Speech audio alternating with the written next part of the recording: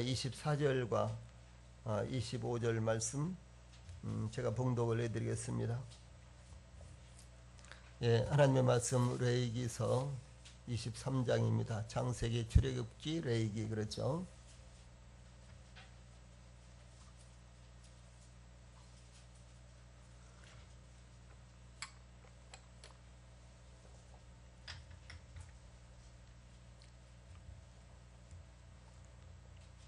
예, 24절과 25절 제가 봉독을 해드리겠습니다.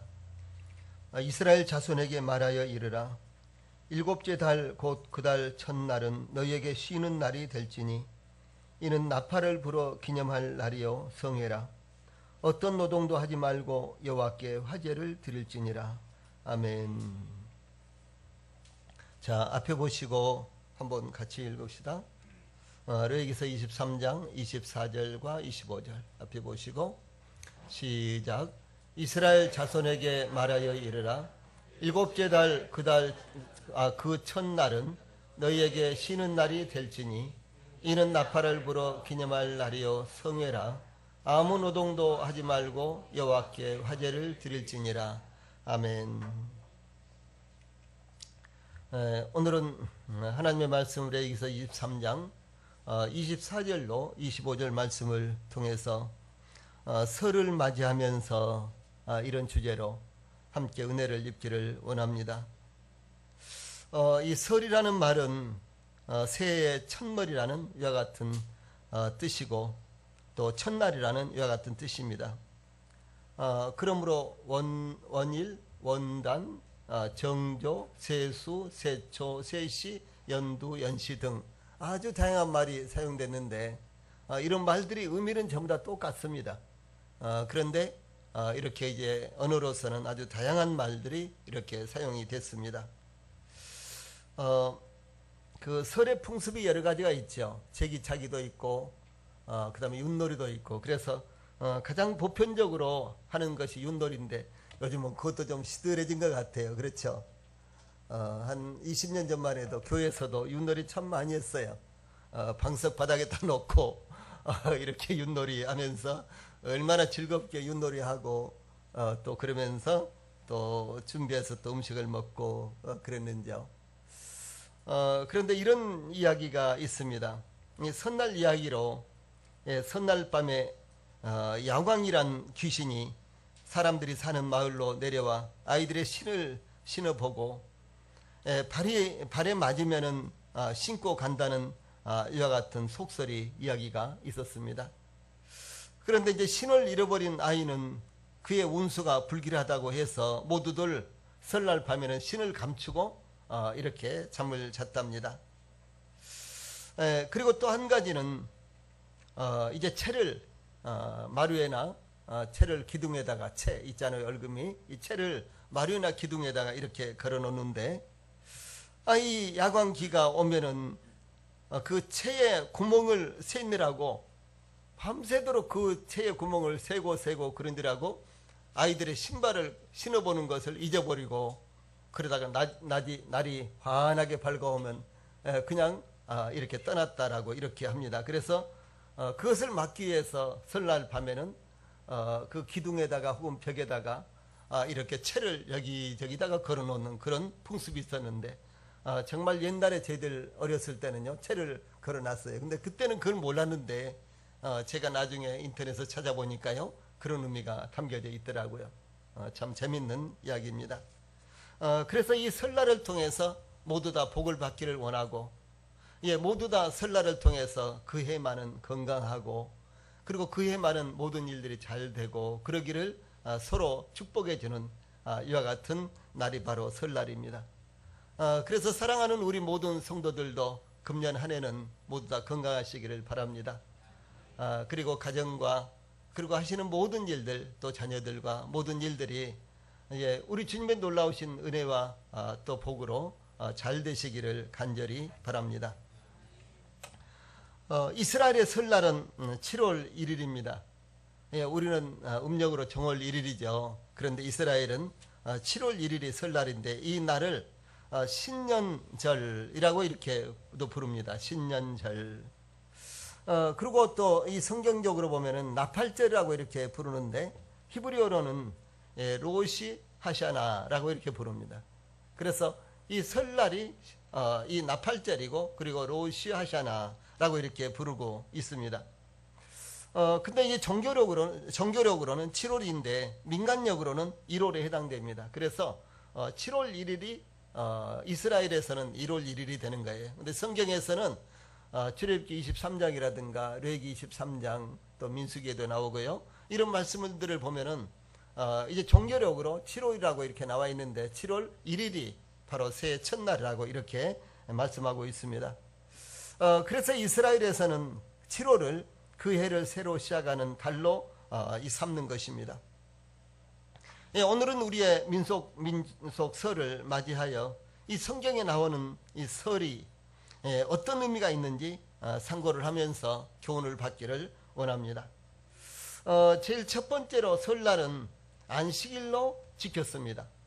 다시 말해서 여기 25절에서도 그날은 아무 노동도 하지 마라 이렇게 되어 있죠. 그래서 설날은 안식일로 이렇게 지켰습니다. 여러분들도 지난 금요일부터 토요일, 오늘 일요일 또 내일까지 일 안 하시죠? 일 안 하시니까 좋습니까? 예, 우리 강성령 집사는 쉬니까 정말 좋다고 이렇게 올렸더라고요. 그렇죠. 직장 생활 하시는 분들은 어떻든지 간에 정말 좋으시겠죠. 근데 사업을 하시는 분들은 또 좀 생각이 다를 수도 있어요.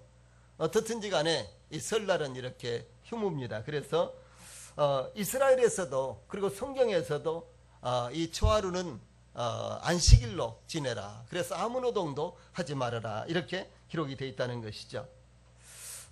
이스라엘은 그 로시 하샤나 즉 설날을 안식일로 지켰는데 그날은 이 안식일의 규례를 따라서 아무 노동도 하지 않고 쉬는 날입니다. 예, 그래서 여기 24절에는 일곱째 달 그 첫날은 너희에게 쉬는 날이 될지니 이렇게 되어 있고요. 또 25절 이어서 아무 노동도 하지 말고 이렇게 가르치고 있죠. 그런데 왜 설날을 아무 노동도 하지 않는 안식일로 지켜야 될까요? 이제 그것이 참 중요하다는 거죠. 왜 이날은 아무 노동도 하지 말라고 그랬을까? 여러분들 이번에 명절에 이렇게 나흘 동안 쉬시는데 뭐 주일도 있고 토요일도 있습니다만은 왜 이렇게 쉬는 날이 될까요? 왜 쉬라고 이렇게 했을까요? 설날이니까 그렇죠. 예, 그래서 설날이니까 가족들도 찾아보고 설날이니까 좀 또 새로운 해에 또 구상도 하고 예, 그렇죠. 예, 이런 의미가 있겠죠. 그런데 이 성경적으로 이제 7월 1일은 그 해의 첫날이 되고 로시 하샤나가 되고 그런데 왜 이 날은 아무것도 하지 말고 쉬어라 그랬을까라고 하는 것입니다. 예, 그것은 이 날에는 다른 노동은 하지 않고 오직 예배하고 제사하는 일에만 전념하기 위한 것입니다. 여기에 그 목적이 있는 거예요. 그냥 피곤하니까 쉬라, 일을 많이 했으니까 쉬어라 이런 것이 아니라 이 날에는 이 하나님 앞에 예배드리고 제사하는 일에 전념할 수 있도록 오직 거기에만 마음을 쓰고 신경을 쓰고 몸을 쓸 수 있도록 이렇게 하셨다는 것입니다. 예, 아마 이 설날에 필요한 대로 노동도 하고 일도 본다면은 예배에 집중할 수가 없을 것입니다. 일을 하다가 헐레벌떡 뛰어온 사람이 예배에 집중한다는 것은 어려운 일이기 때문입니다. 물론 이제 오늘 주일인데도 불구하고 물론 고향에 가 계신 분들도 있으실 것이고 그래서 명절 지나다 보니까 너무 피곤해 가지고 아유 오늘은 도저히 교회 못 나가겠다고 해서 또 감기가 걸려서 몸살이 걸려서 그래서 이제 예배 참석하신 못한 분들도 있을지가 모르겠습니다. 그러나 이 성경적으로는요 이와 같이 그 날을 안식일로 쉬는 날로 이렇게 말씀하셨는데 그 이유는 예배에 집중하기 위해서 하나님께서 이 날을 쉬고 아무 노동도 하지 말라라고 하는 이와 같은 성경의 가르침, 교훈은 우리가 꼭 기억을 해야 되는 것입니다. 이 하나님께서 인간을 창조하시면서 그 목적은 이 하나님의 창조하신 모든 것을 관리하기 위해서였습니다. 그래서 하나님의 창조물에 대해서 하나님의 대리자 역할을 하도록 이제 우리 인간에게 위탁을 하셨습니다. 창세기 1장 26절로 28절에 보면 반복해서 나옵니다. 같이 읽어봅시다. 앞에 보시고 시작.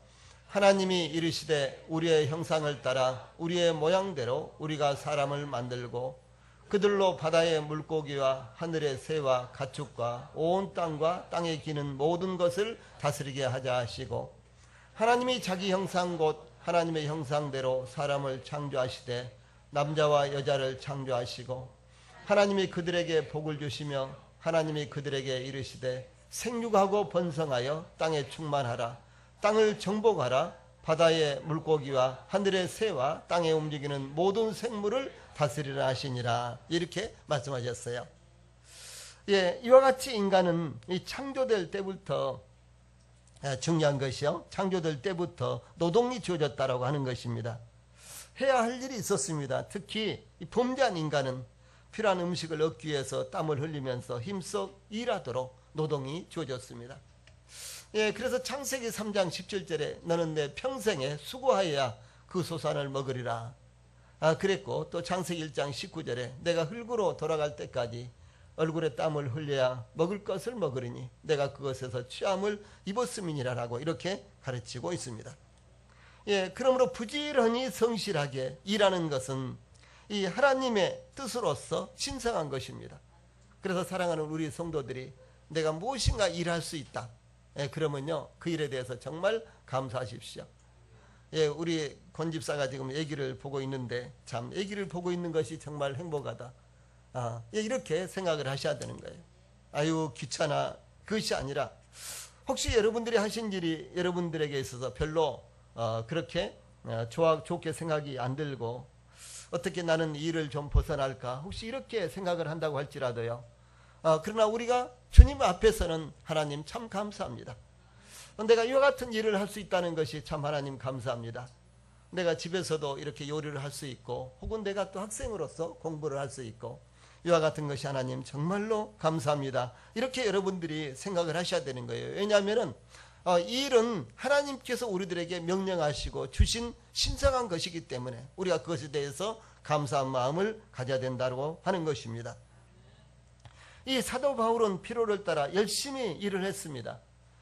사도행전 20장 33절로 35절에서 보면은요, 사도 바울은 그가 열심히 일을 했다라고 이렇게 증거하고 있습니다.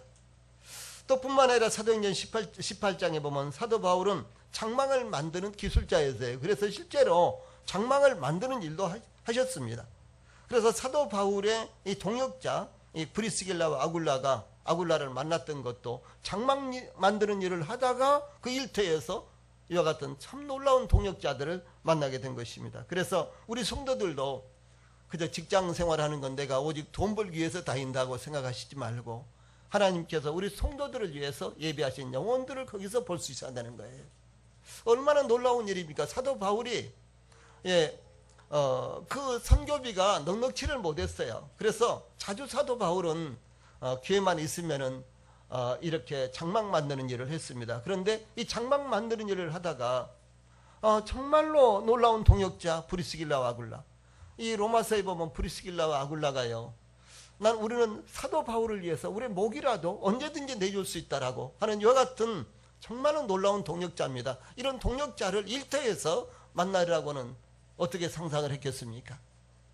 그래서 우리 성도들의 일터에서 그저 마지못해서 내가 이렇게 일을 한다, 내지는 참 어떻게 하면 이 일에서 나도 좀 해방을 받을까, 그렇게 하시지 말고 주님이 여러분들에게 일을 주시는 그 동안은 여러분들이 그곳에서 참 하나님 앞에 감사하고, 그리고 그곳에서 하나님께서 예비하신 영혼들을 여러분들이 볼 수 있어야 된다고 하는 것이죠. 예, 그래서 사도 바울은 누구에게 일하기 싫어하거든 먹지도 말게 하라고 이렇게 지시를 합니다. 같이 읽어봅시다. 밑에 말씀 시작. 우리가 너희와 함께 있을 때에도 너희에게 명하기를 누구든지 일하기 싫어하거든 먹지도 말게 하라 하였더니, 우리가 들은즉 너희 가운데 게으르게 행하여 도무지 일하지 아니하고 이를 만들기만 하는 자들이 있다 하니, 이런 자들에게 우리가 명하고 주 예수 그리스도 안에서 권하기를 조용히 일하여 자기 양식을 먹으라 하노라. 이렇게 사도 바울은 권면을 하고 있습니다. 그래서 이 말씀을 통해서 우리가 알 수 있는 것이 말씀드렸던 대로 일하는 것은 노동은 신성한 것일 뿐만 아니라 이것이 절대적으로 우리들에게 요긴한 것이고 그리고 하나님 앞에 감사해야 될 이와 같은 일이다 라고 하는 것입니다. 혹시 우리 성도들 가운데 이제 일하지 않고도 먹을 수 있으면 이런 소원은 갖지 마십시오.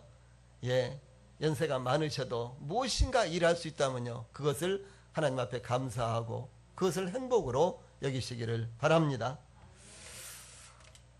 이 새해 첫날을 안식일로 이 지키라고 한 또 다른 이유가 있습니다.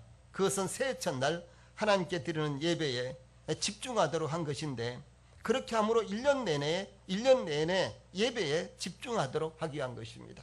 예배에 집중하도록 이 말씀을 제가 들었는데 이를 통해서 1년 내내 예배에 집중하도록 이렇게 하나님께서 그 모범을 보이신 것입니다. 우리가 주일이 되면 이 직장도 쉬고 사업하는 성도들도 주일날만은 쉬는 것은 할 일이 없기 때문에 그런 것이 아닙니다. 그렇죠? 할 일을 태산같이 쌓아놓고도 그래도 주일날은 쉬지 않습니까? 또한 단순히 육체의 피로를 풀기 위한 것도 아닙니다. 더욱 영광스러운 일, 즉 하나님께 예배드리고 주님의 일을 집중하기 위한 것입니다. 만약 주일에 세상에서의 약속도 하고 쇼핑도 하고 일도 예정이 되어 있다면 그리고 예배 끝나고 우리 빨리 어디 가자 이런 계획이 있다면요 예배에 절대로 집중할 수 없습니다. 그래서 우리 성도들의 삶이 예배에 집중된 이와 같은 삶으로 바꿔져야 되는 것입니다. 서울에서 두 번째 크다고 스스로들 이야기를 하는 그런 교회가 있는데 예배당을 그 산 밑에다가 땅을 사가지고 전철역 앞이기도 하고 예배당을 아주 굉장히 크게 지었습니다. 서울에서 두 번째니까 우리나라에서 두 번째로 크게 지었다고 합니다. 제가 가보니까 정말로 크게 지었고요. 부지가 수만 평 되더라고요. 이 서울에서 수만 평의 부지를 사가지고요. 그렇게 예배당을 지었어요. 그러니까 그렇게 큰 교회가 들어오니까 어떻게 되겠어요? 이 상인들이 그야말로 앞다퉈 그 근처에다 건물들을 짓고 장사를 하기 위해서 아주 엄청나게 벌려놨습니다. 그런데 그 교회에 한 가지 이 중요한 것은 무엇인 거는요. 주일날은 밖에 나가서 밥도 먹지 말라고 하는 것이 그 목사님의 아주 강력한 가르침입니다. 근데 우리도 좀 생각을 해보셔야 돼요. 그런 부분에 있어서요. 그럼 왜 이제 주일날 밖에 나가서 밥도 못 먹게 했느냐. 그래서 그 교회는요. 식당이 있고 그 다음에 이제 가족끼리 먹고 싶은 사람들도 식당에 가서 이제 먹을 수도 있고 그런데 제가 보니까요. 많은 분들이 점심을 싸와요. 그래서 이제 식당에 가서도 가족끼리 이렇게 자기들이 싸운 거 펼쳐놓고 먹기도 하고 또 아주 터가 너무너무 그 땅이 넓으니까 여름 갔을 때는 시원한 그늘 밑에서 가족들끼리 가서 밥을 먹고 이렇게 하더라고요. 참 그 모습이 얼마나 정겹고 좋았는지 몰라요. 그런데 그 목사님의 그 이야기가 무엇인 거는요. 우리가 주일날 밥을 먹기 위해서 혹은 모임을 갖기 위해서 교회 주변에 가서 식당 여기저기 이제 예약을 하고 가서 북적북적하고 이렇게 하고 또 무슨 뭘 사러 쇼핑을 하러 이렇게 다니면은 우리 교회 근처에 있는 사람들이 주일날은 더 장사를 하기 위해서 난리법석을 떨 거 아니냐. 우리가 그 사람들한테 어떻게 전도를 하느냐. 그러니까 주일날은 일절 쇼핑을 하지 마라. 이렇게 됐어요. 그래서 이제 그 교회가 큰 교회가 그렇게 들어와서 이제 입당을 하고 그러니까 상인들이 그야말로 북적북적하고 주일날 그야말로 돈 좀 벌려고 잔뜩 물건 내놓고 음식 준비하려고 이러겠는데 한 사람도 안 나오는 거예요. 그 다음 주도 한 사람도 안 나오고 그 다음 주도 한 사람도 안 나오고 그러니까 어떻게 되겠어요? 차츰차츰요 주일날은 문을 닫기 시작한 거예요. 그 전철역이거든요 거기가. 그런데 주일날 이제 주일날은 제가 안 가봤어요. 평일날은 제가 2번 가봤는데 주일날을 가보지 못했어요. 이제 평일날은 제가 세미나가 있어서 가봤습니다. 그런데 주일날은 완전히 그 전철역 근처도 전부 다 문을 닫는답니다. 그렇게 돼버렸어요. 그리고 그분들이 교회로 나오는 거예요. 교회로 나오니까 교회 사람들 이용해서 또 이제 평일날 장사를 해야 되잖아요. 그러니까 교회를 나와요. 그런데 만약에 주일날도 그 교회 교인들이 흩어져서 뭐 그야말로 북적북적 뭐 사먹고 뭐 옷 사고 등등 이렇게 한다면은 그 사람들 교회 오겠습니까? 교회 오던 사람들도 장사하려고 못 오는 것이죠. 여러분, 이런 부분은 거기는 복음이 없습니다. 복음이 없습니다. 그런데 이런 부분은 우리가 본을 받아야 될 부분이라는 것이죠. 참 중요한 것입니다. 그래서 예배 드리고 주님의 이와 같은 일에 집중하기 위해서 주일날 쉰다라고 하는 이와 같은 새로운 개념을 우리 성도들이 가지시기를 바랍니다. 두 번째로 이 설날은 나팔을 부는 날입니다. 그러니까 7월 1일은 그래서 나팔제라 그랬어요. 이는 나팔을 불어 기념할 날이요 그랬거든요. 그 다음에 민수기 29장 1절에서도 7월에 이르러는 그달 초 1일에 송해로 모이고 아무 노동도 하지 말라. 이는 너희가 나팔을 불 날이니라 그랬어요. 나팔 부는 날도 있고 참 재밌죠. 우리도 이런 날이 좀 있으면 좋겠어요. 우리도 복음 전하는 날, 이런 것이 좀 있었으면 좋겠습니다.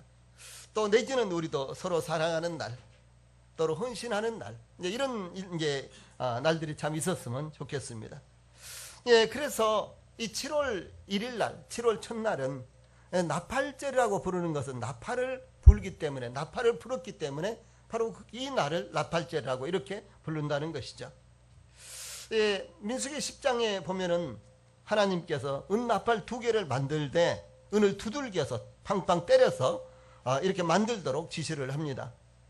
은나팔은 지휘관들을 소집하거나 회중을 소집하거나 앞으로 행진할 때나 혹은 또 수경할 때에 광야에서 이스라엘 백성들에게 정말 요긴한 이와 같은 신호용이었습니다. 심지어 전쟁을 할 때도 불도록 명령을 했는데 특히 전쟁을 할 때는 나팔을 크게 불라고 했습니다.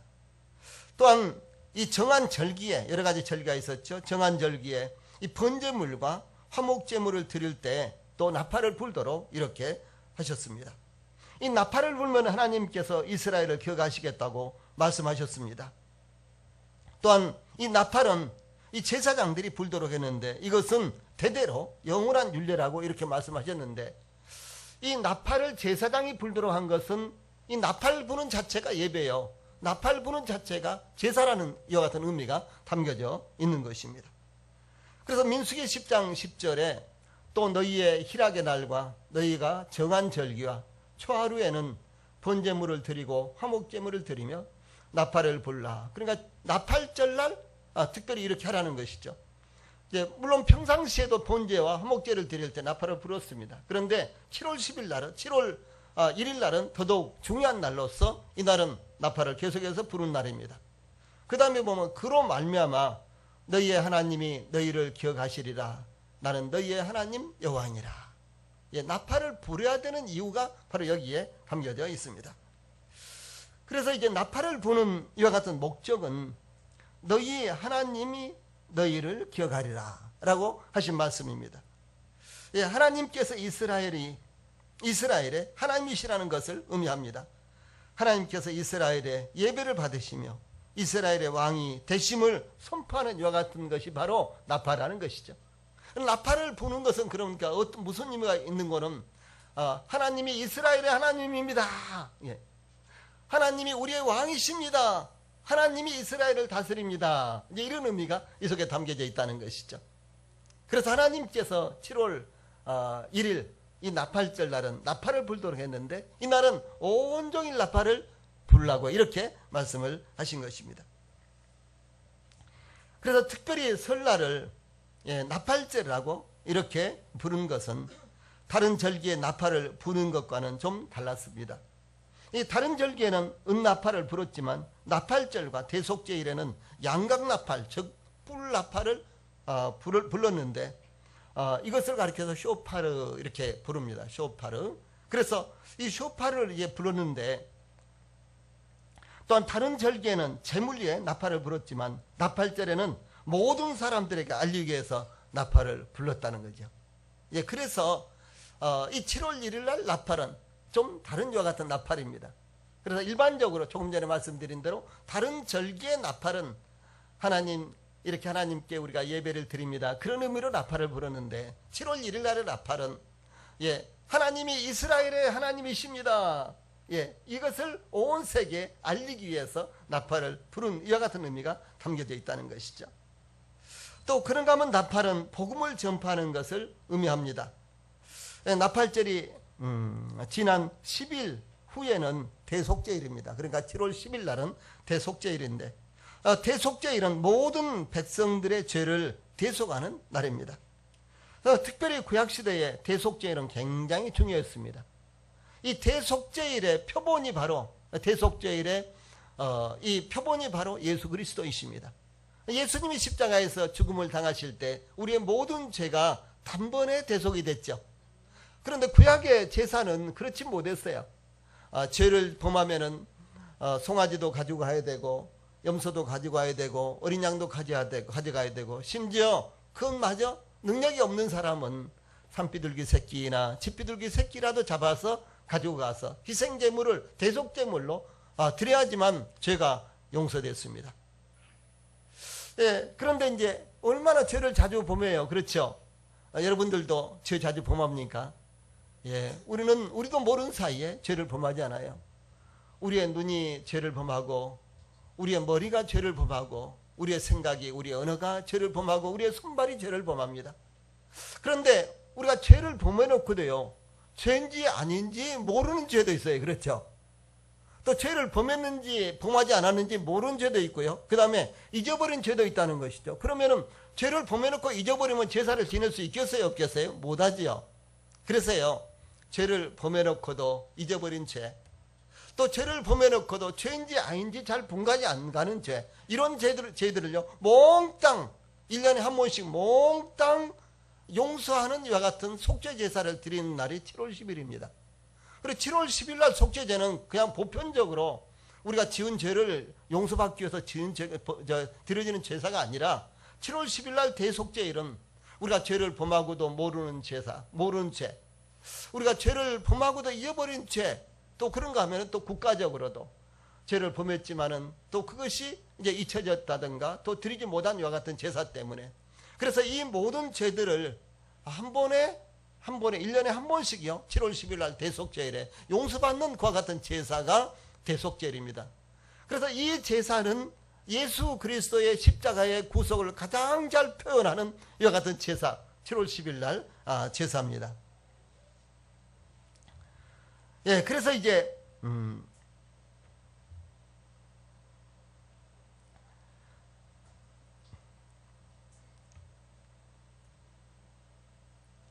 그래서 7월 10일 날은, 이 날은요, 이 복음이 전파되는 이와 같은 날을 의미하는 것입니다.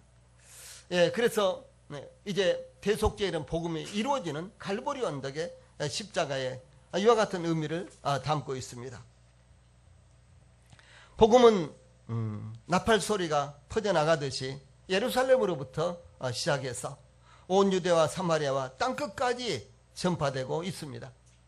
아직도 이제 복음을 듣지 못하는 우리 주변에 있는 사람들이라든가 저 아프리카라든가 또 그런가 하면 아마존강 저 밀림 깊숙이에서 아직도 복음을 듣지 못하는 어떤 사람들에게까지도 이 나팔 소리는 계속해서, 다시 말해서 이 복음의 나팔 소리는 계속해서 울려 퍼져야 되는 것입니다.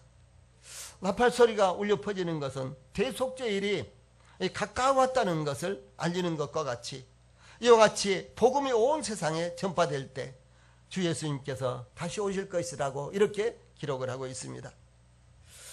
그래서 이 나팔 소리는 주 예수님께서 다시 오시는 신호를 가리키는 것입니다. 그때 모든 성도들은 완전한 변화를 입게 될 것입니다.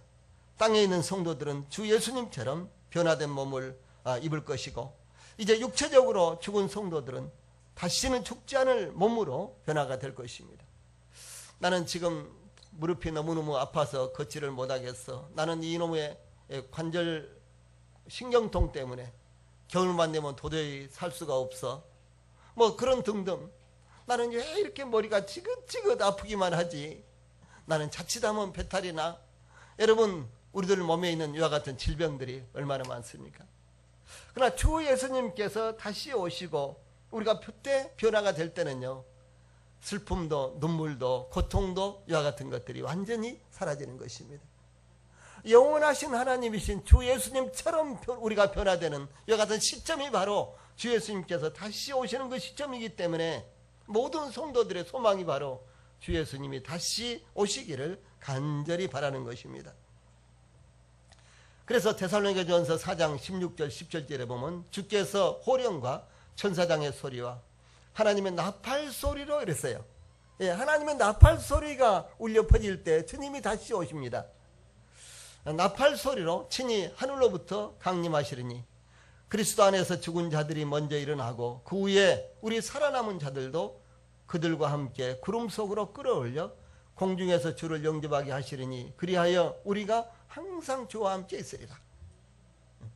참 주님이 다시 오실 거예요. 근데 그때 나팔 소리가 크게 울려 퍼질 것입니다. 같이 읽어봅시다. 밑에 말씀 시작. 보라 내가 너희에게 비밀을 말하노니 우리가 다 잠잘 것이 아니요 마지막 나팔에 순식간에 호련히 다 변화하리니 나팔 소리가 나매 죽은 자들이 썩지 아니할 것으로 다시 살고 우리도 변화하리라. 예, 마지막 나팔에 순식간에 호련히 다 변화됩니다.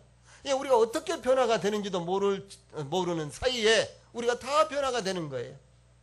그래서 나팔 소리가 날 때 죽은 자들이 썩지 아니할 것으로 다시 살고 그리고 살아있는 우리도 변화되리라 라는 말씀.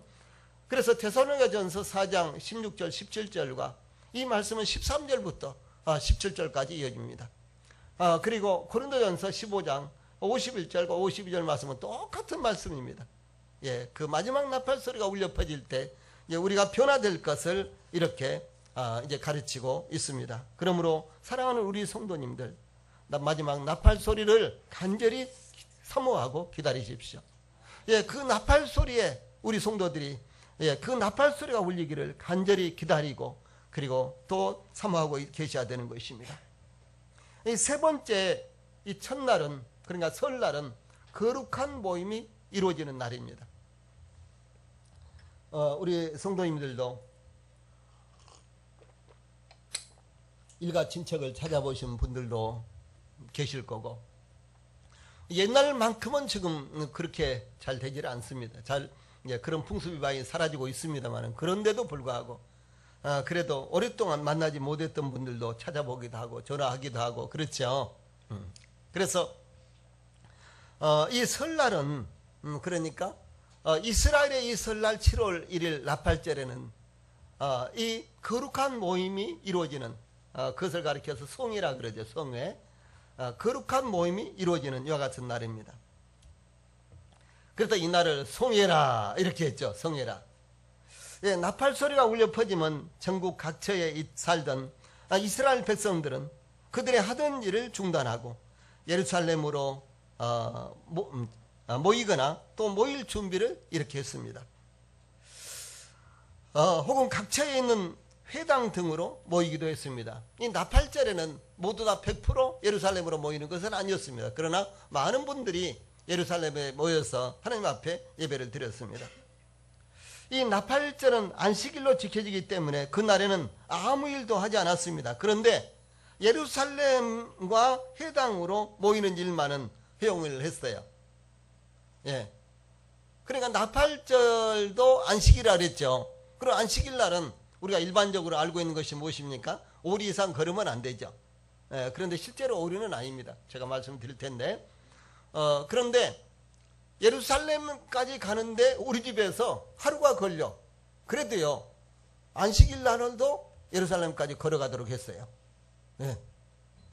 그러니까 나팔절 날 예루살렘에 가서 하나님 앞에 예배를 드리고, 그리고 나팔 소리를 듣고 하나님 앞에 가는 이제 예배를 드리러 올라가는 것은 10km가 돼도 20km가 돼도 허용을 했다는 것이죠. 이건 참 놀라운 일입니다. 이것은 무엇인가는 이제 마지막 나팔 소리가 울려 퍼질 때 우리가 어디에 있든지 간에 하나님 앞에 모이게 된다는 것을 상징적으로 의미하는 것입니다.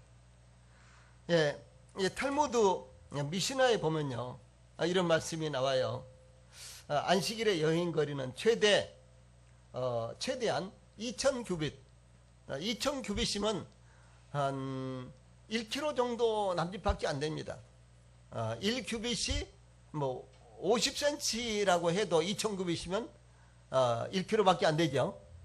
예, 그래서 안식일 날 갈 수 있는 실제로 이 미시나의 이제 이 탈무드에 어떤 탈무드에는 한 2km 정도도 허용이 되고 어떤 탈무드는 1.5km 정도. 이제 1.5km를 일반적으로 이스라엘에서는 올이라고 했어요. 그리고 어떤 데서는 이렇게 1km 정도만 허용이 되는 것으로 여러 가지가 나와 있는데, 그래서 미시나라는 이 탈무드에는요, 이 탈무드는 탈무드 가운데도 가장 이제 기본이 되는 이런 탈무드인데, 여기에 보면은 약 1km 남짓 정도 갈 수 있는 것이 바로 이 안식일 날 가는 거리예요. 예, 그런데도 불구하고 이 나팔절에는 예루살렘까지 올라갈 수 있도록 허용이 됐다고 하는 것은 좀 중요한 의미가 담겨져 있는 것입니다. 물론 이것은 성경에 있는 것은 아닙니다만은 이스라엘 백성들의 소망과 또 이스라엘 백성들이 이제 믿음으로 이렇게 살아갔기 때문에 중요한 의미가 담겨져 있습니다. 이 나팔 소리가 울려 퍼지면 이스라엘 백성들이 예루살렘으로 올라간 것은 하나님 앞에서 거룩한 모임을 갖기 위한 것입니다. 성도들이 모여있는 것은 거룩한 모임입니다. 지금 우리가 이렇게 모여있는 것은 구원을 받은 성도들이 모여있는 것은 거룩한 모임입니다. 굉장히 중요한 거예요. 그래서 이 거룩한 모임, 이것이 성도들이 모이는 자체가 거룩한 모임이기 때문에, 성회이기 때문에 이 모임은 대단히 중요하고, 그리고 하나님께서 대단히 중요하게 여기시는 것입니다. 여기서 기도하는 기도가 하나님 앞에서 대단히 중요하게 받아들여지고, 이렇게 이제 큰 역할을 하는 것입니다. 또 예배를 드리면 이 예배가 또 하나님 앞에서 기쁨으로 받아들여지고 연락되고 하는 이와 같은 중요한 의미가 담겨져 있는 것입니다. 그러나 이 나팔절에 예루살렘에서 성회가 이루어지는 것은 그런데 의무가 아니라는 것이죠. 이게 참 중요한 것입니다. 나팔절에 예루살렘에서 이루어지는 성회는, 이 거룩한 모임은 반드시 참석을 해야 되는 의무가 아닙니다. 그런데도 불구하고 많은 이스라엘 백성들이 나팔절이 되면 예루살렘으로 올라갔다는 것이죠. 왜? 거기에서 역사하시는 하나님의 그 역사가 컸기 때문에, 또 그 역사를 보기 위해서 예루살렘으로 많이 올라갔습니다. 그래서 나팔 소리가 울려 퍼지면 백성들은 성회로 모였는데, 예루살렘에서 모여야 되는 이와 같은 절기는 아니었습니다. 그런데 예루살렘에서 모여야 하는, 이 의무적으로 모여야 하는 절기는 유월절, 오순절, 초막절, 이 세 가지 절기였죠. 이 절기는 반드시 예루살렘에서 하나님 앞에 모이도록 의무적으로 정해졌습니다. 그래서 이 모임을 갖는 것은 참 중요한 것입니다. 주 예수님은 두세 사람이 내 이름으로 모인 곳에는 나도 그들 중에 있느니라. 마태복음 8장 20절에 이렇게 말씀하셨고, 또 성령 세례가 부어졌던 오순절 이후 초대교회 성도들에 대해서 날마다 마음을 같이하여 성전에 모이기를 힘쓰고, 이렇게 하셨습니다. 모이기를 힘쓰는 것은 우리 성도들에게서도 굉장히 중요한 것입니다. 그래서 사랑하는 우리 모든 성도들이 항상 모이기를 힘쓰십시오. 어떤 경우가 있든지 간에 모이는 것을 절대적으로 여기셔야 되는 것입니다. 이스라엘이 우상 숭배로 말미암아 이 국력이 아주 쇠약해졌을 때, 그래서 블레셋 사람들의 그야말로 놀이개가 될 정도로 계속해서 침략을 받고 있었을 때, 사무엘을 중심으로 미스바에 모여서 하나님의 약속을 기억하고 회개하며 기도하고 그리고 예배를 드렸습니다. 그때 하나님께서 놀라운 역사를 일으키셨습니다. 이 오늘날은 대단히 분주하고 바쁜 세대가 틀림이 없습니다. 아이들까지 어른들까지, 아이들로부터 시작해서 어른들까지 바쁘지 않은 세대가 없습니다. 그러나 바쁠수록 자주 모임을 가져야 됩니다. 바쁘면 바쁠수록 마귀의 미혹을 받기가 쉽습니다. 분주하면 분주할수록 영성을 잃을 가능성이 많습니다. 그러나 모일 수 있는데도 모이지 못하면 영성을 아예 이어갈 수가 없다는 사실을 기억하십시오. 주 예수님께서 다시 오시는 이 마지막 나팔 소리가 울릴 때, 우리 모두는 이 땅에서 최후의 모임을 위해서 공중에서 모이게 될 것입니다. 그때가 최후의 모임이요, 영원한 세계에서의 첫 번째 모임이 됩니다. 역사적으로 구원받은 모든 성도들이 모이게 될 것입니다. 참으로 가슴 두근거리는 모임입니다. 이 모임이 그리스도인의 가장 중요한 소망입니다. 그때 우리는 서로 보면서 집사님, 전도사님, 권사님 하면서 우리가 아주 감격스럽게 서로를 맞이하면서 너무 감격스러워서 어찌할 줄을 모르는 그런 이제 바로 그때가 될 것입니다. 그런데 왜 누구는 안 왔어? 왜 누구는 안 보이지? 예, 그런 분들도 틀림없이 있을 것입니다. 사랑하는 우리 성도님들, 이것은 실제로 이루어질 것입니다. 하나님 말씀은 조금도 빈틈이 없습니다. 하나님 말씀은 진리입니다. 그대로 성취가 됐고 앞으로도 성취가 될 것입니다. 왜 누구는 안 보이지? 왜 누구는 안 왔어? 왜? 그런 일도 틀림없이 있을 것이라고 성경은 증거를 하고 있습니다. 같이 읽어봅시다. 자, 시작. 그때의 인자의 징조가 하늘에서 보이겠고 그때의 땅의 모든 족속이 통곡하며 그들이 인자가 구름을 타고 능력과 큰 영광으로 오는 것을 보리라. 저가 큰 나팔 소리와 함께 천사들을 보내리니 저희가 그 택하신 자들을 하늘 이 끝에서 저 끝까지 사방에서 모으리라 그랬습니다. 사방에서 모으는 천사들에 의해서 모아지는 이와 같은 최후요 최초의 이와 같은 모임이 되는 것입니다. 데살로니가 후서 2장 1절에도 형제들아 우리가 너희에게 구하는 것은 우리 주 예수 그리스도의 강림하심과 우리가 그 앞에 모임에 관하여 그랬어요. 예, 주 예수님께서 다시 오실 때 우리가 그 앞에 모이는 것입니다. 예, 그때 큰 나팔 소리가 울릴 거예요. 예, 아주 거대한 나팔 소리가 울릴 것입니다. 모든 세계 어느 구석에 있든지 간에 그 나팔 소리가 울릴 것이고 심지어 이미 바다에서 죽어서 물고기 밥이 돼버렸고 혹은 또 저 불에 태워져서 순교를 당한 이와 같은 믿음의 사람들 성도들의 몸도 다시 그대로 다시 부활을 해서 주님과 같은 이와 같은 당당하고도 건강한 모습으로 부활을 해서 그때 우리가 서로를 만나게 될 것입니다. 사랑하는 우리 성도들, 나팔 소리가 우리 성도들에게 들려야 됩니다. 나팔 소리는 하나님의 말씀입니다. 나팔 소리가 들리면 준비하십시오.